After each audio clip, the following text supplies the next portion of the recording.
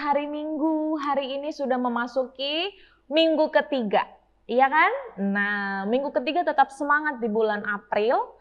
Kita mau memuji dan memuliakan nama Tuhan. Sekalipun Katri sendiri, Katri juga tetap semangat. Adik-adik di rumah, teman-teman di rumah juga tetap semangat.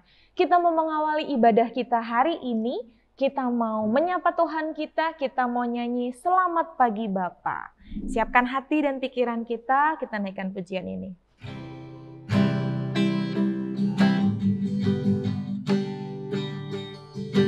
Selamat pagi Bapa, selamat pagi Yesus, selamat pagi Roh Kudus. Terima kasih atas anugerah-Mu. Semalam telah berlalu, ku memuji, ku bersyukur, memuliakan nama-Mu, Allah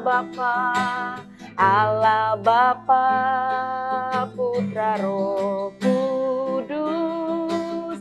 Terima kasih. Selamat pagi Bapa, selamat pagi Bapa, selamat pagi Yesus, selamat pagi Roh Kudus. Terima kasih atas anugerah-Mu. Semalam telah berlalu, ku memuji, ku bersyukur, memuliakan nama-Mu, Allah Bapa, Putra, Roh Kudus. Terima kasih. Oke, kita mau mengucap syukur karena perlindungan Tuhan dalam hidup kita. Mari kita berdoa. Tuhan Yesus yang baik, terima kasih ya Tuhan. Tuhan telah menjaga kami sepanjang malam, bahkan sepanjang minggu. Hingga di hari Minggu ini kami kembali beribadah, mengucap syukur dan memuliakan nama Tuhan. Terima kasih Tuhan, persiapkanlah hati kami dan terimalah ibadah kami. Kami siap memuji dan memuliakan nama Tuhan dan mau mendengarkan firman Tuhan. Haleluya, amin. Nah, hari ini kita memperingati dari sepanjang ibadah-ibadah sebelumnya, dari kematian, penyangkalan Petrus, penangkapan Tuhan Yesus, dan hari ini kita mau mengingat bagaimana Tuhan bangkit, bagaimana kuasa Tuhan itu dinyatakan. Kita mau nyanyi dulu Anak Allah ya. Lagu ini mengingatkan kita tentang kebangkitan Tuhan.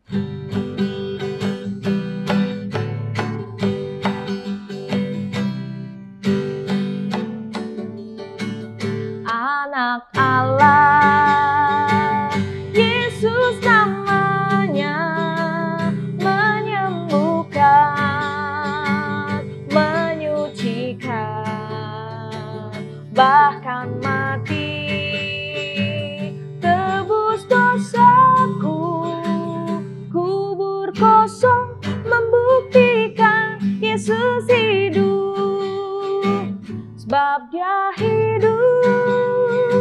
Ada hari esok, sebab Dia hidup.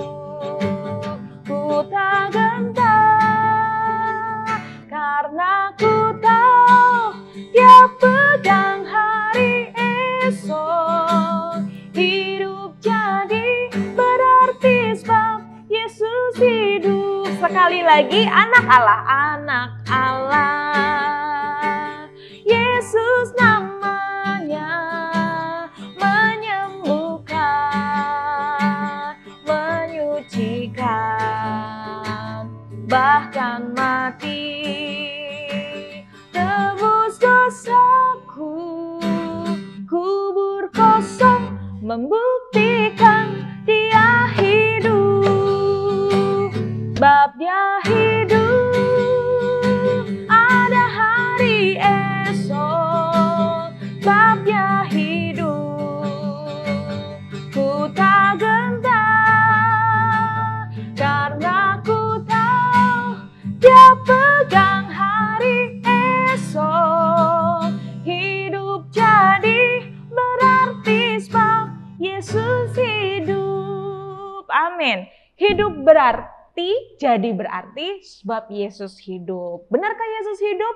Benar dong. Sekalipun ada penjaga-penjaga, suruhan tentara Romawi, ya, sekalipun imam-imam kepala mencoba menghalangi kenyataan bahwa memang di hari yang ketiga Tuhan Yesus akan bangkit, tapi Tuhan tetap menyatakan kuasanya. Masa iya sih Kak dijaga? Iya.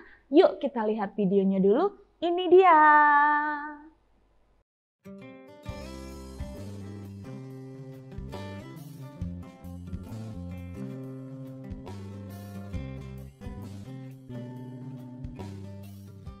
Keesokan harinya, yaitu sesudah hari persiapan, datanglah imam-imam kepala dan orang-orang Farisi bersama-sama menghadap Pilatus. Dan mereka berkata, Tuan, si penyesat itu sewaktu hidupnya berkata, sesudah 3 hari aku akan bangkit. Karena itu, perintahkanlah untuk menjaga kubur itu sampai hari yang ketiga. Dan dengan bantuan penjaga-penjaga itu, mereka memeterai kubur itu dan menjaganya.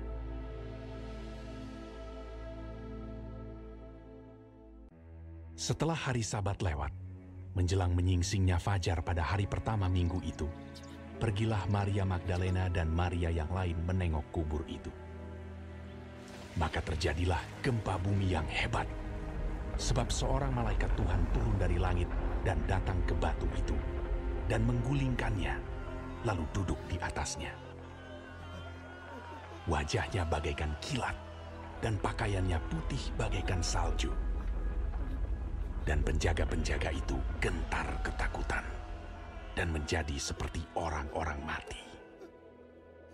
Akan tetapi malaikat itu berkata kepada perempuan-perempuan itu, "Janganlah kamu takut, sebab aku tahu kamu mencari Yesus yang disalibkan itu. Ia tidak ada di sini, sebab ia telah bangkit, sama seperti yang telah dikatakannya. Mari, lihatlah tempat ia berbaring. Dan segeralah pergi dan katakanlah kepada murid-muridnya bahwa ia telah bangkit dari antara orang mati. Ia mendahului kamu ke Galilea. Di sana kamu akan melihat dia."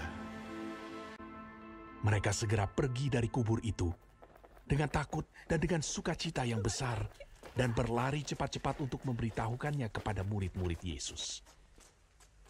Tiba-tiba Yesus berjumpa dengan mereka dan berkata, "Salam bagimu. Jangan takut. Pergi dan katakanlah kepada saudara-saudaraku, supaya mereka pergi ke Galilea.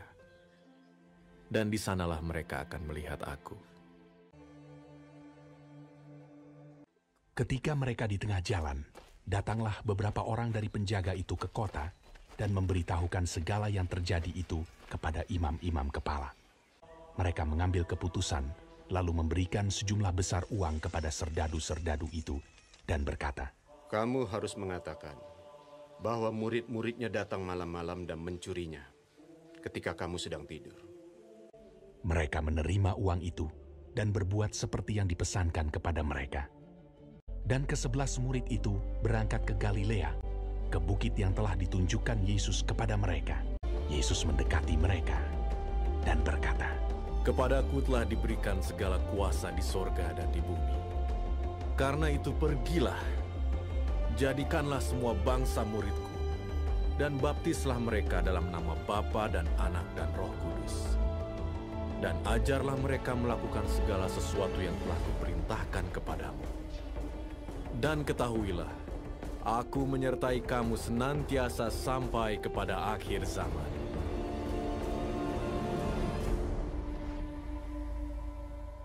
Nah, itu dia videonya. Bagaimana orang-orang Farisi mencoba memperketat penjagaan untuk menghalangi kebangkitan Tuhan. Mereka percaya tapi tidak percaya. Gimana ya? Nah, kita mau saksikan, kita mau lihat sendiri dalam firman Tuhan di mana? Di Matius 27 ayat 62 sampai 66. Oke, kita akan baca bersama-sama. Katri bacakan dari sini. Kubur Yesus dijaga. Keesokan harinya, yaitu sesudah hari persiapan, datanglah imam-imam kepala dan orang-orang Farisi bersama-sama menghadap Pilatus. Dan mereka berkata, "Tuan, kami ingat bahwa si penyesat sewaktu hidupnya berkata, 'Sesudah 3 hari aku akan bangkit.' Karena itu, perintahkanlah untuk menjaga kubur itu sampai hari yang ketiga. Jikalau tidak, murid-muridnya mungkin datang untuk mencuri dia. Lalu mengatakan kepada rakyat, ia telah bangkit dari antara orang mati, sehingga penyesatan yang terakhir akan lebih buruk akibatnya daripada yang pertama." Kata Pilatus kepada mereka, "Ini penjaga-penjaga bagimu. Pergi dan jagalah kubur itu sebaik-baiknya." Maka pergilah mereka dan dengan bantuan penjaga-penjaga itu, mereka memeterai kubur itu dan menjaganya. Lalu, apakah setelah dijaga oleh para prajurit, bahkan dengan batu besar ditutup, dimeterai juga, apakah murid-murid masih bisa mencuri jenazah Yesus? Tubuh Yesus yang sudah mati itu? Yuk, kita lihat. Tidak ada tubuh yang dicuri. Tidak ada tubuh yang sudah mati, yang meninggal itu tidak dicuri. Tapi kuasa Tuhan dinyatakan. Kita mau lihat di ayat 1. Setelah hari Sabat lewat menjelang menyingsingnya fajar pada hari pertama minggu itu, pergilah Maria Magdalena dan Maria yang lain menengok kubur itu. Maka terjadilah gempa bumi yang hebat, sebab seorang malaikat Tuhan turun dari langit dan datang ke batu itu dan menggulingkannya lalu duduk di atasnya. Wajahnya bagaikan kilat dan pakaiannya putih bagaikan salju. Dan penjaga-penjaga itu gentar ketakutan menjadi seperti seorang mati. Akan tetapi malaikat itu berkata kepada perempuan-perempuan itu, "Janganlah kamu takut, sebab aku tahu kamu mencari Yesus yang disalibkan itu. Ia tidak ada di sini, sebab ia telah bangkit sama seperti yang dikatakannya. Mari, lihatlah tempat ia berbaring. Dan segeralah pergi dan katakanlah kepada murid-muridnya bahwa ia telah bangkit dari antara orang mati. Ia mendahului kamu di Galilea, di sana kamu akan melihat dia. Sesungguhnya aku telah mengatakannya kepadamu." Lalu Maria Magdalena dan teman-temannya ini melihat ke kubur Yesus. Kita baca lagi ya, wow seru sekali ini, ayat 8. Mereka segera pergi dari kubur itu dengan takut dan dengan sukacita yang besar dan berlari cepat-cepat untuk memberitahukannya kepada murid-murid Yesus. Ayat 9. Tiba-tiba Yesus berjumpa dengan mereka dan berkata, "Salam bagimu." Mereka mendekatinya dan memeluk kakinya serta menyembahnya. Maka kata Yesus kepada mereka, "Jangan takut, pergi dan katakanlah kepada saudara-saudaraku supaya mereka pergi ke Galilea. Di sanalah mereka akan melihat aku." Itu dia, Tuhan Yesus bangkit. Apa dengan bantuan murid-murid yang mencongkel kuburan batunya? Tidak. Apa penjaga-penjaga itu lengah? Tidak. Tuhan Yesus bangkit memang untuk menunjukkan kuasanya dari maut. Tidak puas ya orang-orang itu membuat Yesus mati. Bukan. Mereka sebenarnya percaya namun takut. Takut bahwa Tuhan Yesus akan bangkit, namun mereka mencoba menghalanginya. Menghalanginya supaya apa?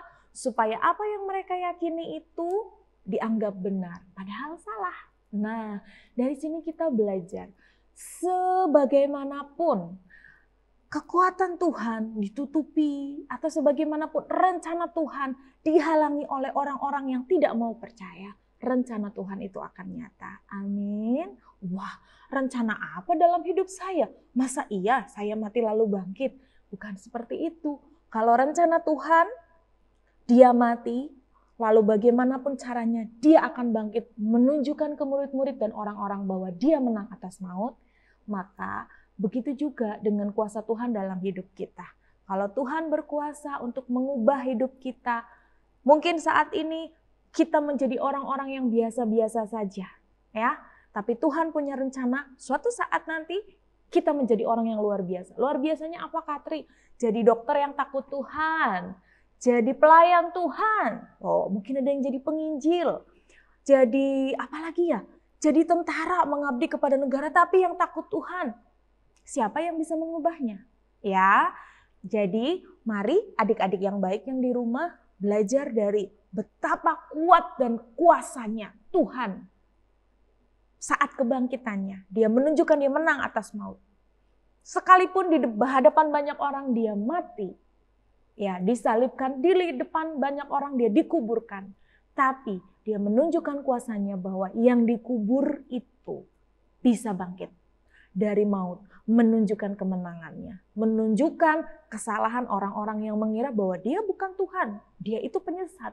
Nah, Tuhan membuktikan kebenarannya. Nah, dalam hidup kita, siapa yang percaya pada kuasa Tuhan Yesus? Ya, kita semua percaya pada kuasa Tuhan Yesus. Mari kita juga percaya bahwa Tuhan bisa mengubahkan hidup kita. Saat ini mungkin hidup kita biasa-biasa aja. Aku kan cuma sekolah biasa, murid biasa. Tuhan bisa pakai kita kalau kita mau. Ya, Tuhan bisa pakai kita kalau kita mau. Kalau kita mau menjadi orang yang luar biasa, belajarlah yang rajin. Ya, supaya di saat besar nanti kita menuai. Kita juga memuluskan rencana Tuhan itu. Kita bekerja sama-sama dengan Tuhan. Nah, hari ini kita belajar tentang kebenaran firman Tuhan bahwa kuasa Tuhan itu tidak bisa dihalangi oleh apapun dan siapapun. Sebab dia hidup, Tuhan kita hidup, dan Tuhan kita menghidupkan, memelihara, menyertai hari-hari kita. Jangan pernah takut akan apapun. Jangan pernah takut kalau teman-teman mungkin menjauhi kita, kalau kita mungkin kehilangan teman-teman karena kita mengikuti Tuhan Yesus, jangan pernah takut.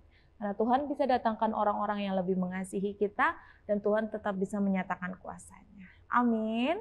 Sekian untuk kebenaran firman Tuhan.